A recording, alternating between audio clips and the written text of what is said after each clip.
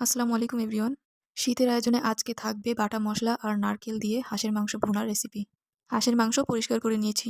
প্যানে তেল গরম হলে দিয়ে দিব পেঁয়াজ কুচি, হালকা নেড়েচেড়ে ভেজে নিব। এরপর দিয়ে দিব পেঁয়াজ বাটা, জিরা বাটা, আদা রসুন বাটা ও শুকনো মরিচ বাটা। নেড়েচেড়ে ভালোভাবে মিশিয়ে নিব। এরপর দিয়ে দিব স্বাদমতো লবণ, হলুদের গুঁড়া, মরিচের গুঁড়া, গরম মশলা। মশলাটা ভালোভাবে কষিয়ে এরপর দিয়ে দিব পরিষ্কার করে রাখা মাংস, নারকেল বাটা দিয়ে ভালোভাবে মিশিয়ে নিব। এরপর পানি দিয়ে মাংসটাকে ভালোভাবে কষিয়ে নিব। এরই মাঝে আমি কয়েকবার নেড়েচেড়ে দিব যাতে নিচে লেগে না যায়। মাংসটা কষানো হলে দিয়ে দিব কেটে রাখা নারকেল, দিয়ে ভালোভাবে নেড়েচেড়ে মিশিয়ে নিব। এরপর আমি মাংসটা সিদ্ধ হওয়ার জন্য এখানে পানি দিয়ে দিব। ভালোভাবে নেড়েচেড়ে ঢাকনা দিয়ে ঢেকে 30 মিনিট অপেক্ষা করব।